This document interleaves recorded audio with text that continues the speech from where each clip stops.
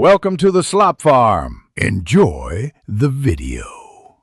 You start by preparing your environment so Llama runs reliably. Install Python 3. 10+ Git and create a virtual environment. This isolates dependencies. Next, fetch the model weights and tokenizer. These are the core files Llama needs.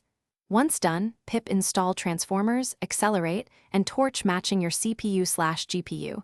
This enables optimized inference.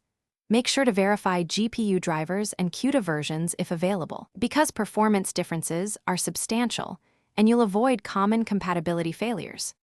You now load and execute Llama with practical settings.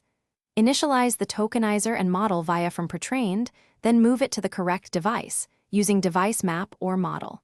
To-device keeps memory in check. Configure generation parameters, max length, temperature, top P, and repetition penalty, to shape creativity versus predictability. Once done, handle inputs in batches for throughput or stream tokens for interactive apps. Consider quantization or 8-bit loading to reduce memory usage while maintaining acceptable quality. You finish by integrating Llama into your application and safeguarding outputs. Wrap inference with prompt templates, context windows, and content filters to keep responses useful and aligned.